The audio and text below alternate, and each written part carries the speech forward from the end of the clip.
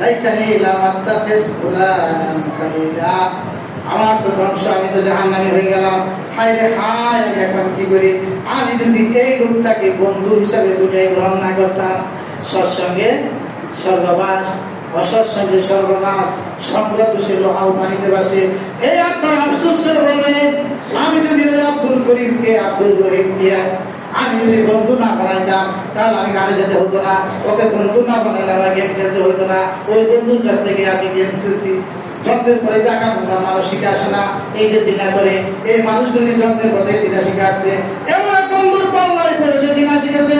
কোনো মানুষ ডাকাত হয়ে জন্ম নেয় না, ওই বন্ধুর কারণে ডাকাত হয়। কোনো মানুষ চুর হয়ে জন্ম নেয় না, ওই বন্ধুর কারণে চুর হয়।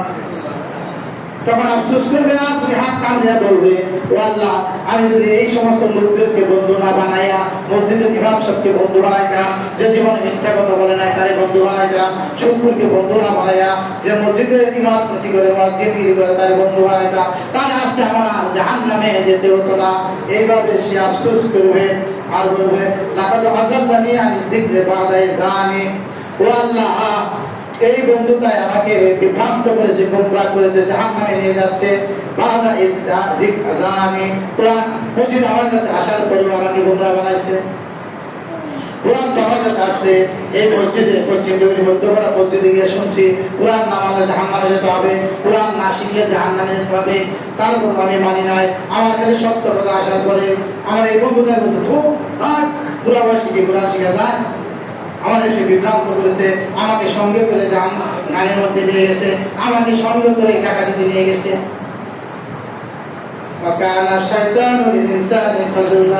শয়তান তো মানুষকে মহা প্রতারক দিয়েছে, মানুষকে প্রতারণার জালে ফেলে দেয়। রাসূল, ও আমার ভাইরা, আপনাদের রাসূলের নাম কি? কি আপনার রাসূলের নাম কি? বলেন, ধরে বলে পাবো। মুহাম্মদ সাল্লাল্লাহু আলাইহি ওয়াসাল্লাম, মুহাম্মদ রাসূলুল্লাহ সাল্লাল্লাহু আলাইহি ওয়াসাল্লাম আসলে ময়দানে বলবে, কি বলবে? ইয়া রাব, হে আল্লাহ, ইন্না কওমি ইত্তাখাযু হাযাল কুরআনা মাহজুরা। এই মানুষগুলো, আমরা আল্লাহর নবীর উম্মত না? আল্লাহ নবী বলবেন, ও আমার আল্লাহ, ইন্না কওমি, এই আমার কওম, এই পশ্চিম মসজিদের মানুষগুলোকে হাযাল কুরআনা, এই কোরআন শরীফকে মাহজুরা ত্যাগ করেছিল। রাসূল আপনাদের নামে বিচার দিব আসলে ময়দানে, কি বলবো?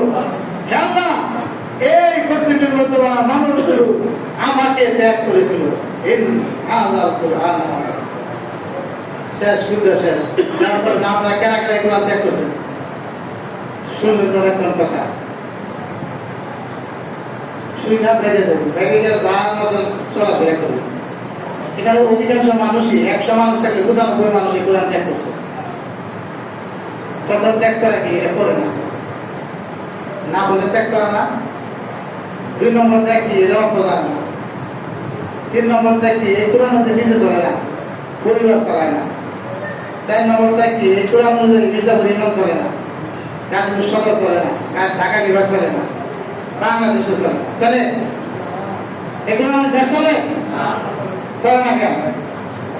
তাহলে এটা ত্যাগ করা হলো না। একটা জামা কিনলেন, প্রতিদিনই পরেন না, এগুলো করা হলো?